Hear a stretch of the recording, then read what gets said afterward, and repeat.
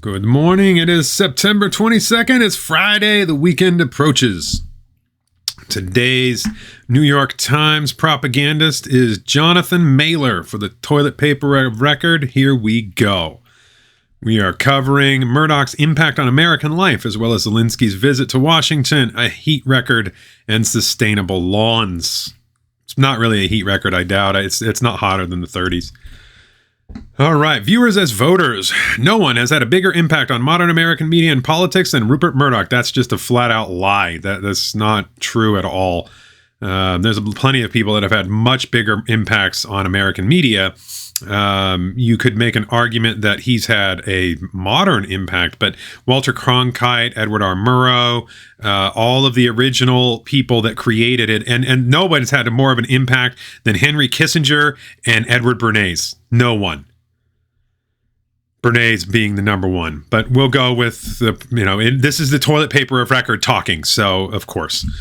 All right, his most enduring legacy in the U.S. will be Fox News, whose board he stepped down from yesterday, and the ethos of fear and contempt that infuses today's Republican Party. That's funny because it is the Democrats that operate entirely off of fear. Climate change, reproductive rights, everything is great. Predicated on fear of loss of voting rights, loss of oppression. That's all the Democrats exist on, is fear and emotion. So there's going to be a lot of projection here because we're talking about the other side now. So most of the accusations that were going to be levied are things that the Democrats are themselves guilty of. Remember, though, the Republicans, as at the establishment level, your Mitt Romneys, your McConnells, and things like that, they're the same as the Democrats. They're identical. They're just token opposition. And Murdoch is part of that system. He doesn't actually, they're actually friends with each other. This is just controlled opposition. Okay, so Murdoch launched Fox News in 1996 to exploit what he saw as an unaddressed need for a conservative TV network. I mean, I wouldn't call that exploitation so much as the media does lean hard left, so there should be at least one that's on the right. And it's amazing that the left acts like, no, the right's not allowed to have a voice at all, which is exactly the way they want. Think back to the 2016, 2020 elections. It's always about censoring the people on the right. If there was a fair and truly balanced system where people would just got to put their ideas forth, the Democrats wouldn't be able to get a lot of ideas out there because they would lose. Okay, so existing news outlets, he believed, lean left, not that's a fact. It's not something he believes without acknowledging it. That's a fact. It's demonstrated over and over again, too. Nobody believes otherwise. Nobody thinks that MSNBC is not ultra-partisan hard left, or that CNN's not hard left, or that CBS, NBC at all are not hard left. Nobody thinks that. Fox's reach was initially limited, but as more cable providers began to carry the network, its influence grew. A study in 2007 established what became known as the Fox News effect. The introduction of the network on particular cable systems typically pushed local voters to the right. Actually, what really happened is this. People were already on the right, and it's just before there was only left news media. And so once they were given a choice, they immediately picked that. It's the same thing with Rush. The reason why Rush got so popular was because people actually want to listen to him, which is why he kept getting the listeners for all those years. Same thing with live audiences. If you go look at any conservative show versus any liberal show, the liberal shows are getting crushed by the conservative shows because people actually want to listen to it. Live viewership can't lie. You can buy viewers, you can buy views, you can buy followers, but what you cannot do is force people to watch your crap, which is why Jimmy Fallon's little, what was that show, the Fox Force 5 ripoff thing, nobody wanted to watch it. The live viewership was abysmal because people don't actually want to watch that stuff. But Crowder gets millions of viewers constantly. The Daily Wire, they get plenty of views. They have actual content that people want to listen to. And on the left, you just have so many different creators that it seems like that people are interested in it, but they're really not. The truth is that what people are most interested in is the content that's being put out by the right, at least at the moment right now. That could change over time, but the left dominated for a long time. So this is just the backlash from that. Fox's power grew in part from the proposition of cable news. Years before people were glued to their smartphones, they were glued to their TVs. Hour after hour, night after night, Fox hosts shaped the realities of its viewers, fostering a suspicion of Democratic politicians and policies and of the mainstream media. In the process, the network became the only news source that many American conservatives trusted. Which, on the left, the only news source that people trust on the left are MSNBC, CNN, CBS. And so they have the exact same thing going on either side. It's a polarization effect. And it's primarily done by the left-leading companies that controlled everything in the sphere and then said, you're not allowed to have a voice to the other side. Republican ecosystem. Fox also derived its clout from its unique relationship with its audience. Murdoch was a businessman and Fox News was a business, which meant that the ratings above all drove programming decisions. In this sense, Fox was a nonstop Republican message testing machine. The goal was always to find what resonated most with Fox viewers, a group that was becoming synonymous with the Republican base, and then double or triple down on it.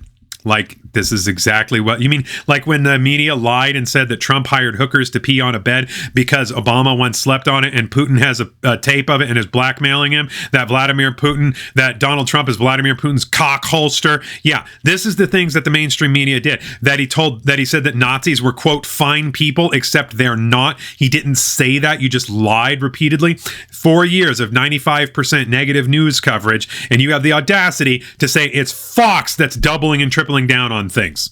It's hilarious. Murdoch owned media properties on multiple continents, but he took special interest in Fox News. Its political influence gave him political influence. He didn't necessarily call and interview questions from the control room, but he oversaw all the big decisions, like hiring and firings of hosts and executives that shaped the network's direction.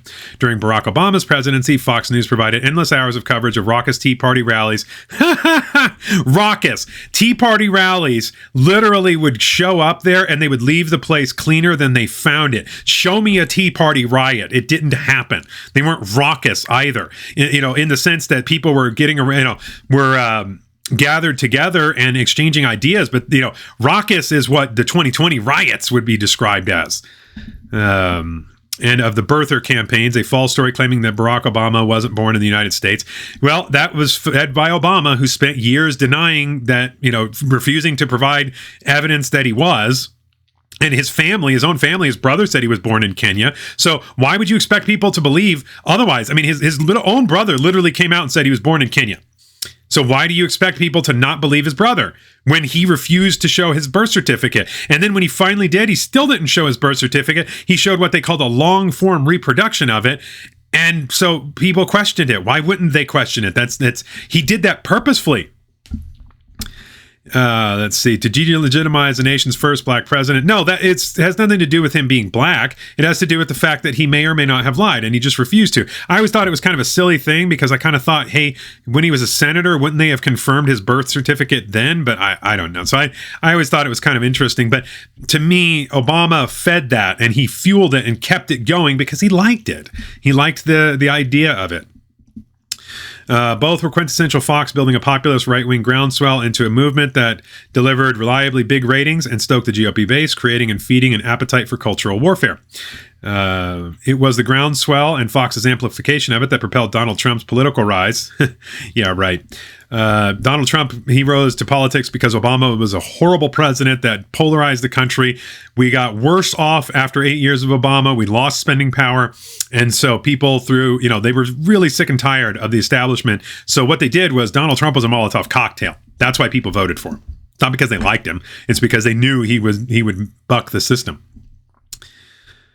Let's see. Murdoch and Trump have had an on and off relationship. Murdoch initially opposed the 2016 candidacy, but eventually swung Fox behind him and was thrilled to have a president whom he could get on the phone whenever he needed. During the Trump presidency, Fox became America's dominant news network, but it also became a kind of prisoner of its own business model, spawning numerous imitators and an ecosystem of right-wing outlets that were seeking to threaten its monopoly over conservative voters.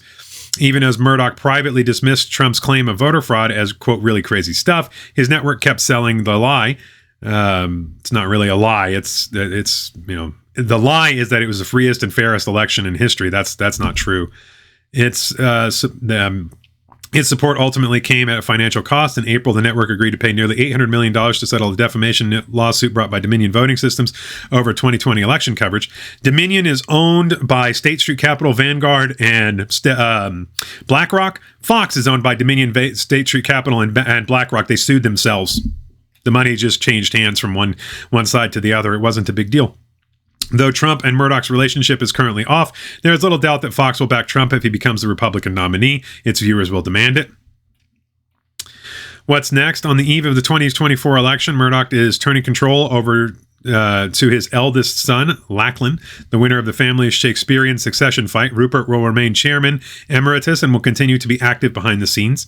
Each new poll confirming the resilience of Trump's popularity, despite 4 indictments and 91 criminal charges, is a testament to Murdoch's impact. You might call this, too, the Fox News effect. No, actually, it's just because nobody cares about Fox. Like, Fox is losing its viewership because they fired Tucker, which is their most popular personality. So that's going to hurt them really badly. The reason why nobody cares about the indictments is because all the indictments are political. Everybody knows this. The only people who think they're not political are people on the left that already hate Donald Trump. So it kind of doesn't matter what those people think because they're not going to vote for Trump anyway. And Trump's popularity is only growing because of the indictments. Everybody looks at it and says, yeah, that's definitely political. You're charging RICO when there is no criminal investigation to begin with. Conspiracy against rights. I mean, everybody knows that's a farce. Lachlan is finally getting the family prize, the keys to his father's media empire. His path to succession was rocky at times, but Lachlan showed his father in recent years that they were aligned politically. Murdoch built a propaganda machine by giving his people what they wanted. He turned grievance into money and power. James Pause, I'm not going to even bother. The electorate that helped Fox helped shape, made this country ungovernable. Michael Goldberg argues for Times Opinion. Yeah, you mean like the rioters who the day Trump was inaugurated, they were protesting him and they got into violent riots and burned police cars, and Trump hadn't even done anything yet. And that was encouraged by the media. The media that said fiery but mostly peaceful protests in 2020 as 35 plus people were killed. $3 billion in damages were done. Thousands of businesses, many of them black owned and minority owned, were destroyed. But you didn't care about that. Congress, House Republicans holdouts blocked a military spending bill for the second time this week, rebuking Kevin McCarthy and risking a government shutdown. Good for them because they didn't give Ukraine more money. We've spent $118 billion. That's enough. We can stop now. The Senate confirmed 2 more generals to the Joint Chiefs of Staff, circumventing Tommy Tuberville's blockade. Hundreds of other military promotions remain in limbo, proving that what the left said was just a lie. They were always able to do this. It's just theater. Let's see. Politics. Nearly 500,000 low-income people will keep their health care coverage after state officials found they had wrongly removed them from federal programs. Justice Clarence Thomas secretly attended donor events for the Koch network, a political organization, at least twice. Read more about his relationship with the libertarian billionaires Charles and David Koch and the ProPublica. Who cares? It's not illegal for him to do. The left justices do the same thing. You're just crying because you want to try and delegitimize the court. A rule that allows retirement plans to consider environmental and social issues in investment decisions survived a legal challenge by 26 states. President Biden is framing his re-election campaign around his likeliest opponent, Trump. It will be his opponent. It's going to be Trump, Vivek, and it's not going to be Biden. Biden will not run. They're already getting ready to send him out down the river. He will not run. I'm betting anything on it. Now, as to who it's going to be, it's hard to say. Gavin Newsom is a possibility. Big Mike is, of course, a possibility. Beyond that, it's hard to say. U.S. diplomats lost, then revived a deal to free Americans imprisoned in Iran. Here's the backstory. No, what they did is they just bribed them. They paid a ransom. And, just like Obama did, he likes to give money to them. Obama flew plane roads of cash. And, this is still Obama's term. So, we're just doing the same thing. 7 months after entering hospice care, Jimmy Carter is eating peanut butter ice cream and watching Atlanta Braves games. He will turn 99 on October the 1st. Hopefully, I'd like to see Jimmy make it to 100. He's a good guy. He was a terrible president, but he's a good man.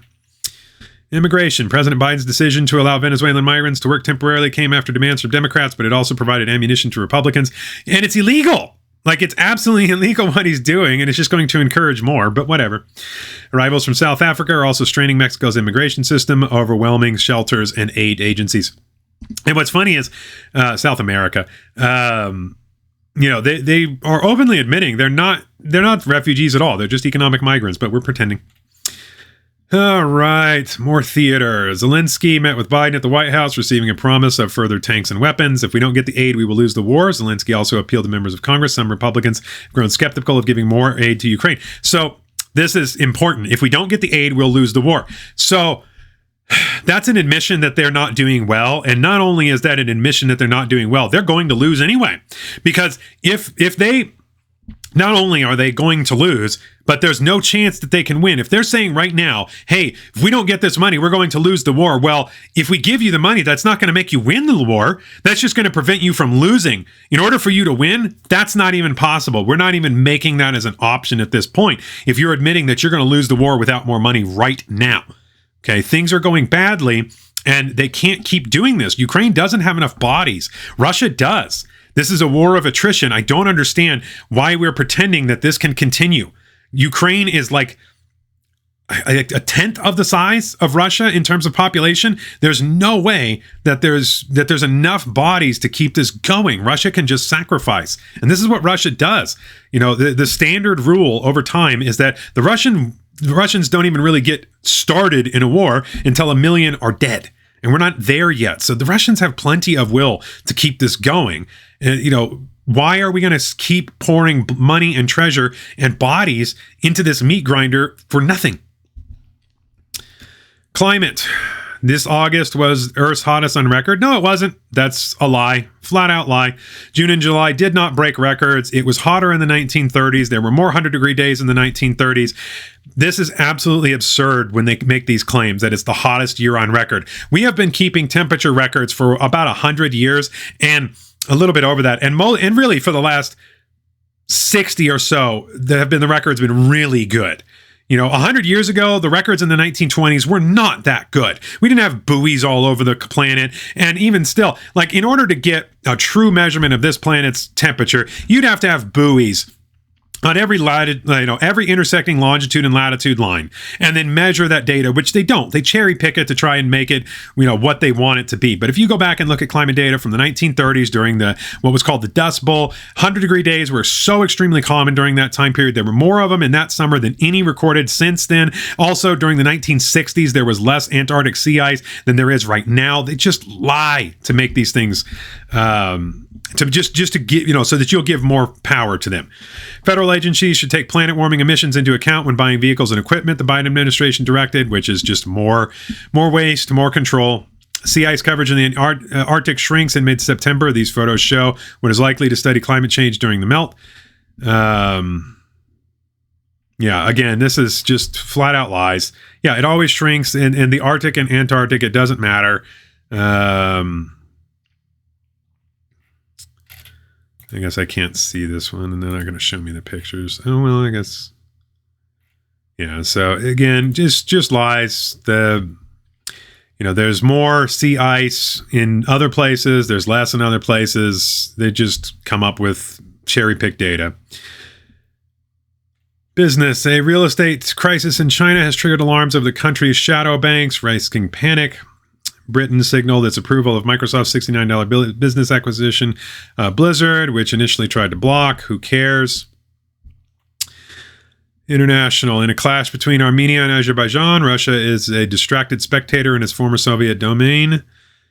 We have no other place to go. See photos of survivors of Libya's floods and temporary accommodation from the Journal. India passed legislation to reserve 1/3 of seats for women in the lower house of parliament and in-state legislatures. I don't know about that. I mean, if a woman runs and wins, fine, but I wouldn't say you should just automatically pick that. It should just be merit. Other big story is a storm system is heading for the East Coast. Tropical storm warnings were in effect from the Carolinas to Delaware. Oh, it's global boiling. Not really. Days after a 1-year-old died at daycare, investigators uncovered a trap door that was hiding fentanyl under a play area. Wow, that's pretty disturbing. Why? I mean, of all the places that you could... People are horrible. A bus carrying a high school marching band from Long Island crashed, killing 2 people and injuring dozens. I saw that one yesterday. That was pretty tragic. So the celebrities who received public backlash should learn how to apologize, acknowledge harm, promise not to repeat it, and take actions. Man, who cares? Celebrities just need to go away. That's the big thing.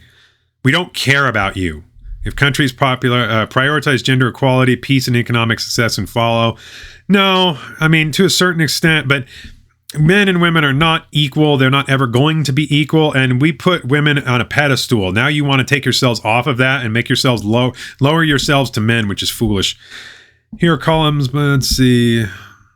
I'm not going to bother with those. Unconventional lawn. Cornell is testing sustainable and beautiful options to replace your grass.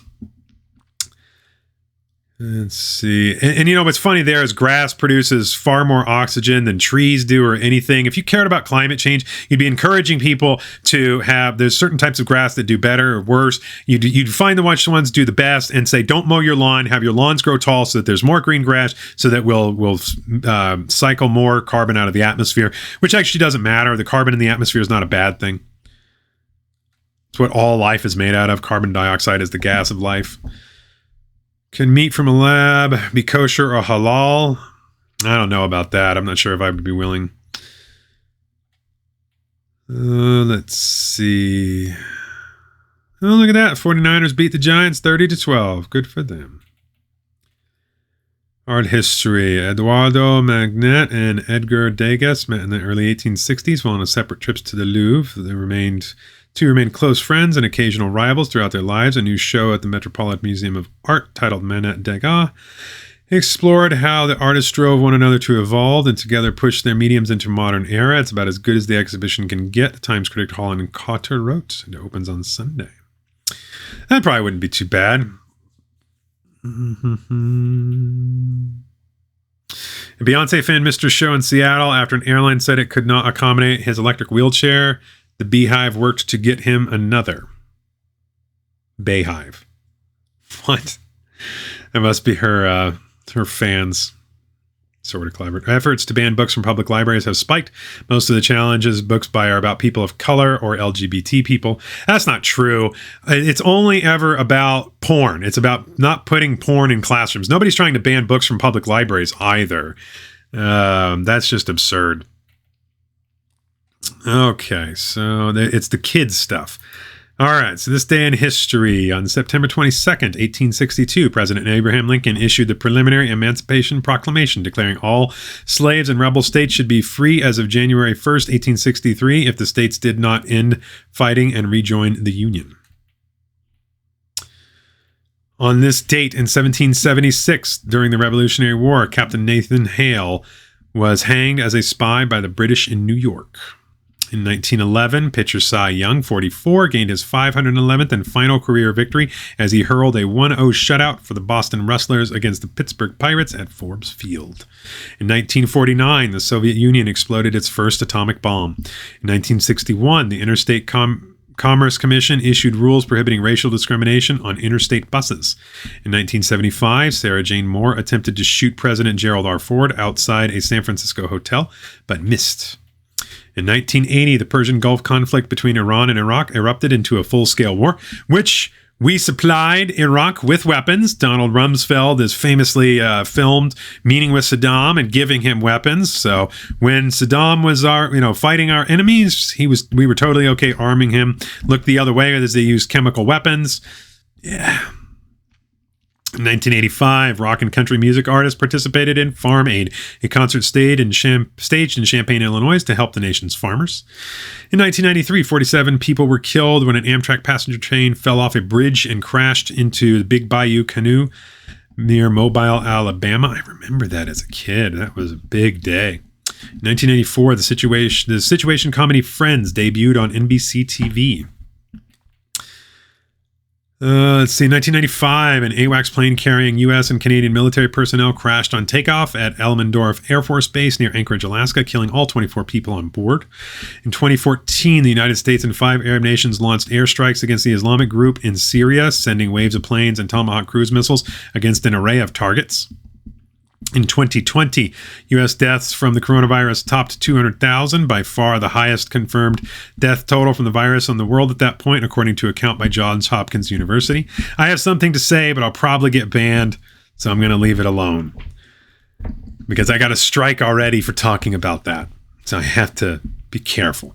In 2017, as the scale of the damage from Hurricane Maria started to become clear, Puerto Rican officials said they could not contact more than half of the communities in U.S. territory where all power had been knocked out to the island's 3.4 million people. All right, happy Friday.